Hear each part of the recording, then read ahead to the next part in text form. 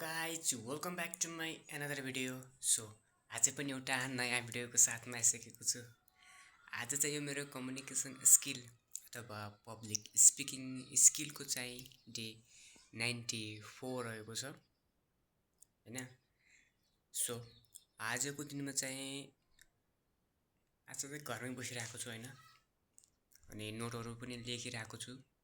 नोटहरु चाहिँ कम्प्लिट गरिरहेको छु।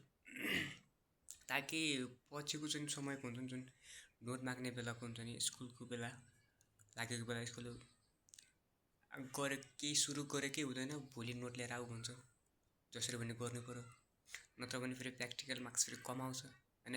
अनि त्यसपछि त्यहाँ साइन हुन्छ के त्यो यो मान्छे यसमा चाहिँ कम रहेछ भन्ने त्यो केही न केही निशान लागेको हुन्छ टिक लागेको हुन्छ या त केही न केही निशान लागेको हुन्छ कि त्यो यो मान्छेको कम यो मान्छेले यस्तो यस्तो काम गरिरहेको छैन त्यही अनुसार चाहिँ पछि प्र्याक्टिकल मार्क्स चाहिँ कम आउँछ। सो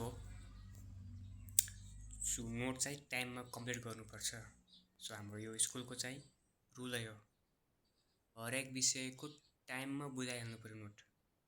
त्यो टाइमभन्दा बढी यताउता हुनु भएन फेरि स्ट्याम्प पनि लाग्छ त्यहाँनिर हैन। सो त्यसपछि चाहिँ अर्को कुरा अनि सरहरूले पनि कहिले ढिलो गर्न सक्नुहुन्छ माग्ने बेला हैन।